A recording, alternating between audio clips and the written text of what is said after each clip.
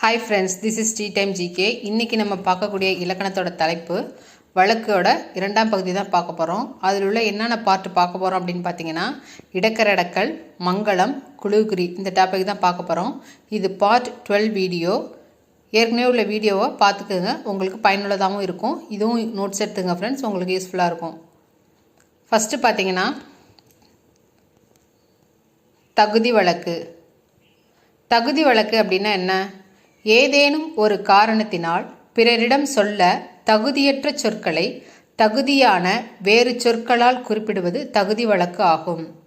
தகுதி வழக்கு அப்படின்னா, ஏதேனும் ஒரு காரணத்தினால் பிறரிடம் சொல்ல தகுதியற்ற சொற்களை தகுதியான வேறு சொற்களால் குறிப்பிடுவது தகுதி வழக்கு ஆகும். இந்த தகுதி வழக்கு 3 வகைப்படும். தகுதி வழக்கு 3 வகைப்படும். 1 இறக்கடக்கல், 2 மங்களம், 3 குழுவுக்குறி. தகுதி வழக்கு 3 வகைப்படும். இடக்கரடக்கல், மங்களம், குழுவுக்குறி.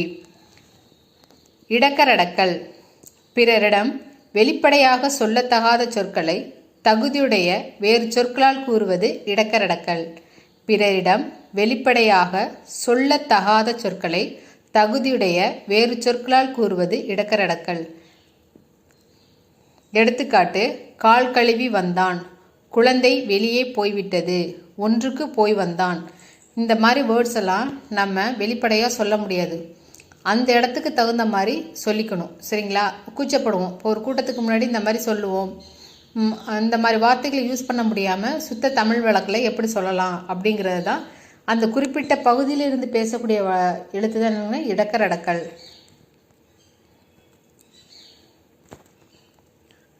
அடுத்தது பாருங்க, மங்களம். மங்களமில்லாத சொற்களை மங்களமான வேறு சொற்களால் குறிப்பதை மங்களம் என்பர்.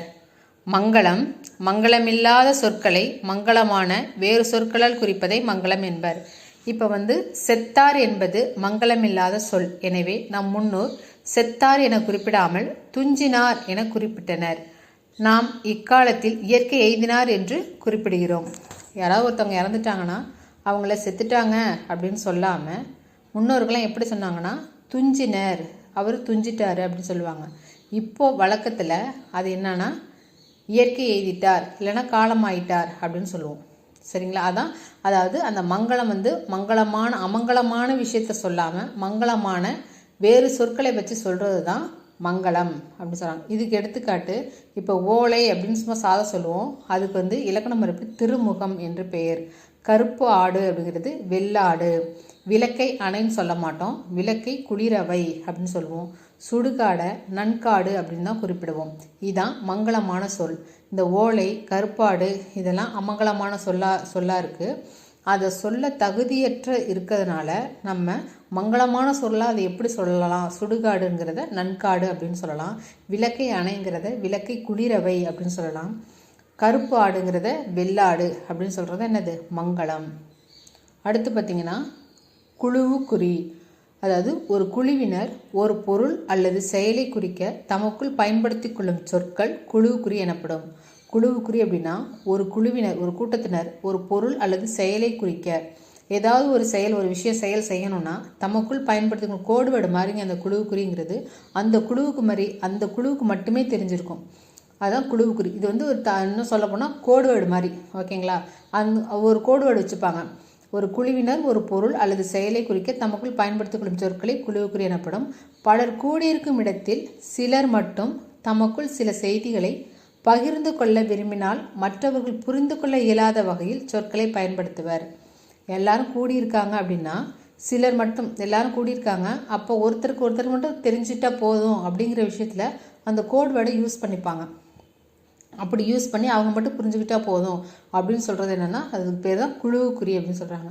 அதுக்கு எடுத்துக்காட்டு பார்த்தீங்கன்னா, பொன்னை பரி எண்ணல் அப்படின்வாங்க. பொன்னை இப்போ நம்ம போட்டுக்கிற அணிகலன் இருக்குல்ல, தங்கம், அந்த தங்கத்தை இந்த பொற்கொள்ளர்லாம் என்ன பண்ணுவாங்கன்னா, அதை பொற்கொள்ளர்லாம் இருக்காங்களா, அந்த தங்கத்தை என்னன்னு பண்ணுவாங்களாம், பரி அப்படின்னு சொல்லுவாங்க, ஓகேங்களா? பொற்கொல்லர் பரி அப்படின்னு சொல்லுவாங்க. பரின்னா ஆக்சுவலி நமக்கு குதிரைன்னு தெரியும், ஆனால் இந்த பொற்கொல்லர் வந்து பொன்னை பரின்னு சொல்லுவாங்க. ஓகேங்களா? பொற்கொல்லர்லாம் அந்த தங்கத்தை என்னன்னு சொல்லுவாங்கன்னா பரி அப்படின்னு சொல்லுவாங்க.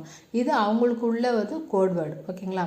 அதே மாதிரி யானை பாகன் இருக்கார் பார்த்தீங்களா, அவர் வந்து ஆடை, அந்த யானைக்கு பிறந்த ஆடையை வந்து காரை அப்படின்னு சொல்லுவாங்க. காரைன்னு சொல்லுவாங்க. ஆடைங்கிறதுக்கு இன்னொரு பேர் வந்து காரை. அந்த குழுவுக்கு மட்டுமே தெரியக்கூடியது. காரைன்னா நமக்கு என்னன்னு தெரியாது, சிமெண்ட் காரையா அப்படின்றது நமக்கு தெரியாது. ஆனால் யானைப்பாகனுக்கு காரை அப்படின்னா ஆடையை குறிக்கும். அதே மாதிரி பொற்கொள்ளருக்கு பரி அப்படின்றா குதிரையை குறிக்காது, தங்கத்தை குறிக்கும். இது வந்து பொற்கொள்ளர்களோட கோட் வேர்டு. ஓகேங்களா? இதுதான் குழுவு குறிக்கு எடுத்துக்காட்டு. அடுத்தது பார்த்தோன்னா போலி. இப்போ போலி வந்து ஏற்கனவே போலி பார்த்தோம். என்னென்னா போலி என்ன பார்த்தோம், புறநகர், கால்வாய், வாய்க்கால் அப்படிங்கிறத பார்த்தோம்ல. அந்த போலியிலேயே முதற்போலி, இடைப்போலி, கடைப்போலி அப்படிங்கிறத நம்ம பார்க்கல. அதோட தொடர்ச்சி தான் இது. இப்போ வந்து போலி அப்படின்னா அறம் செய்ய விரும்பு. இது வந்து ஔவையார் வாக்கு. அறம் செய்ய விரும்புங்கிறது ஔவையார் வாக்கு. அரண் வலியுறுத்தல் என்பது திருக்குறள் அதிகாரங்களில் ஒன்று. அறம் வலியுறுத்தல் என்பது திருக்குறள் அதிகாரங்களில் ஒன்று. அறம் செய்ய விரும்பு அப்படின்னா ஔவையார் வாக்கு. அரண் வலியுறுத்தல் அப்படின்னா திருக்குறளோட ஒரு அதிகாரம். இந்த தொடரில் அறம், அரண் அப்படிங்கிற சொற்களில் ஒரு எழுத்து மாறியுள்ளது. என்னது? இம்மும் இந்த இன்னும். அறத்தில் வர இம்மும் அரணில் வர இன்னும் மாறி இருக்கு. ஒரு எழுத்து மாறியுள்ளது, ஆனால் பொருள் மாறவிடவில்லை. ரெண்டுமே அறத்தை தான் சொல்லுது. அறம்னாலும் அறம் தான், அறம்னாலும் அறம் தான். ரெண்டுமே அர்த்தம் தான் சொல்லுது, ஆனால் பொருள் மாறலை அப்படிங்கிறது தான். இவ்வாறு சொல்லின் முதலிலோ இடையிலோ இறுதியிலோ இயல்பாக இருக்க வேண்டிய ஓர் எழுத்திற்கு பதிலாக வேறு ஒரு எழுத்து இடம்பெறும் போது அதே பொருள் தருவது போலி அப்படின்னு சொல்லுங்களா? அதாவது இவ்வாறு சொல்லின் முதலிலோ இடையிலோ இறுதியிலோ இயல்பாக இருக்கக்கூடிய ஒரு எழுத்திற்கு பதிலாக வேறு ஒரு எழுத்து இடம்பெற்று அதே பொருள் தருவது போலி எனப்படும். இப்போ அறம், அரண் இருக்கு. அங்கே அறம் என்ற எழுத்துல அரன்ற வேறொரு எழுத்து வந்திருக்கு. ஓகேங்களா? இது வந்து இந்த மாதிரி எழுத்து முதல்ல ஆ என்ற எழுத்துலையோ இல்லை இந்த மாதிரி ரா என்ற எழுத்துலையோ இல்லை இன்னு என்ற இடத்துலையோ எந்த எழுத்து மாறினாலும் அது மாறுற பொருளை போலியை வச்சு சொல்கிறாங்க. இப்போ ஆ என்ற எழுத்து மாறினுச்சுன்னா அது முதற்போலி. அதுக்கு அடுத்த எழுத்து இரண்டாம் எழுத்து மாறிச்சுன்னா அது வந்து இடைப்போலி. மூன்றாவது கடைசி எழுத்து மாறிச்சுன்னா அது வந்து கடைப்போலி. இப்படி வச்சு பிரிக்கிறாங்க. ஆனால் அப்படி மாறி இருந்தாலும் அதோட பொருள் என்ன இருக்கக்கூடாது, மாறி இருக்கக்கூடாது அப்படின்னு சொல்கிறாங்க. சொல்லின் முதலிலோ இடையிலோ இறுதியிலோ இயல்பாக இருக்க வேண்டிய ஒரு எழுத்திற்கு பதிலாக வேறு ஒரு எழுத்து இடம்பெற்று அதே பொருளை தருவது போலி எனப்படும் அப்படிங்கிறாங்க. இப்போ போலி என்னும் சொல் போல இருந்தால் போலி என்னும் சொல் போல இருத்தல் என்பதிலிருந்து தோன்றியது. போலி அப்படின்னு இருக்குல்ல, அது எதுலேருந்து தோன்றுனா போல இருத்தல் என்பதிலிருந்து தோன்றியது அப்படின்னு சொல்கிறாங்க. போலி என்னும் சொல் எதுலேருந்து தோன்றியதுன்னா போல இருத்தல் என்னும் சொல்லிலிருந்து தோன்றியது. இந்த போலி வந்து 3 வகைப்படும். என்னென்னா முதற்போலி, இடைப்போலி, கடைப்போலி. இந்த போலி எத்தனை வகைப்படும்? முதற்போலி, இடைப்போலி, கடைப்போலின்னு 3 வகைப்படும். ஃபஸ்ட்டு முதற்போலி என்னன்னு நம்ம பார்த்துடலாம். இப்போ முதற்போலி அப்படின்னு பார்த்தீங்கன்னா ஃபசல். இந்த பசல் என்னன்னு சொல்லுவோம்? ஃபைசல். பசல் பண்ணி விடுவோம்னா ஃபைசல் பண்ணி விட்டுருங்க அப்படின்னு சொல்லுவாங்களே. அடுத்து மஞ்சுன்ற பேர் நம்ம பழைக்கிறோம், ஆனால் இலக்கண முறைப்படி முதல்ல மாறுது மைஞ்சு. மையல் அப்படிங்கிறத மையல் ஆகிய சொற்களின் முதல் எழுத்து மாறினாலும் பொருள் மாறாமல் இருக்கும். இப்போ பசல், பைசல் ரெண்டுத்துக்குமே பொருள் வரல. பசலை கொடு, என்னோட வட்டியை கொடு அப்படின்னு கேட்பாங்க. பைசல் பண்ணிட்டு போ. இப்போ ஃபஸ்ட்டு எழுத்து மட்டும் பா, பை அப்படின்ற எழுத்து மாறி இருக்கு, ஆனாலும் பொருள் மாறலை. அதே மாதிரி மஞ்சு, மைஞ்சு, இந்த மான்ற எழுத்து மையின்னு மாறி இருக்கு. இது முதற்போலி, இதுக்கு வந்து பொருளும் மாறலை. மையல், மையல் ஆகிய சொற்களின் முதல் எழுத்து மாறினாலும் பொருள் மாறவில்லை. இப்போ போலி சொற்கள் அப்படின்னு பார்த்தீங்கன்னா பசல், மஞ்சு, மயல். இவ்வாறு சொல்லின் முதலில் இருக்க வேண்டிய எழுத்திற்கு பதிலாக வேறொரு எழுத்து அமைந்து அதே பொருள் தருவது தான் என்னது? அது வந்து முதற்போலி. முதல் எழுத்து மட்டும் மாறி இருந்தால் அது வந்து முதற்போலி, ஆனால் பொருள் மாறி இருக்கக்கூடாது. அடுத்தது பார்த்தீங்கன்னா இடைப்போலி. இடைப்போலி பார்த்தீங்கன்னா அமைச்சு, அமைச்சு, அமைச்சு, இளஞ்சி, இளைஞ்சி, அரையர், அரையர், அரையர், அரையர் ஆகிய சொற்களின் இடையில் உள்ள எழுத்துக்கள் மாறினாலும் பொருள் மாறவில்லை. எழுத்துக்கள் மாறினாலும் பொருள் மாறவில்லை. இப்போ போலி சொற்கள் பார்த்திங்கன்னா அமைச்சு, இளஞ்சி, அரையர்.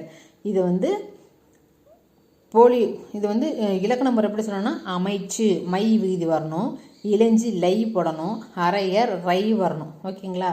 இவ்வாறு சொல்லின் இடையில் இருக்க வேண்டிய எழுத்திற்கு பதிலாக வேறு ஒரு எழுத்து அமைந்து அதே பொருள் தருவது இடைப்போலி ஆகும். அதே பொருள் தந்துச்சுன்னா அது என்னது? இடைப்போலி ஆகும். ஓகேங்களா?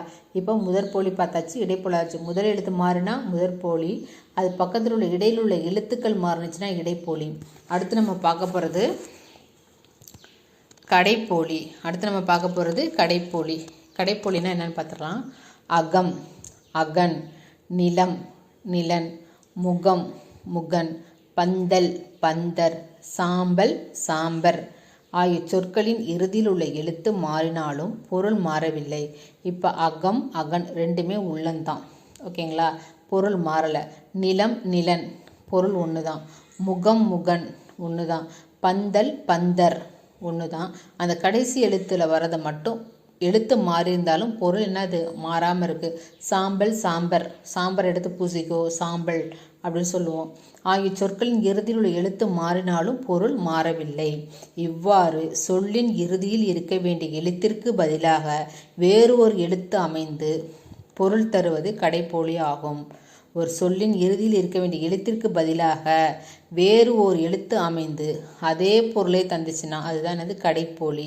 இப்போ அஃறிணை பெயர்களில் இறுதியில் நிற்கும் மகர எழுத்திற்கு பதிலாக நகரம் கடைப்போலியாகும். மகர எழுத்திற்கு பதிலாக நகரம் கடைப்போலியாக வரும்.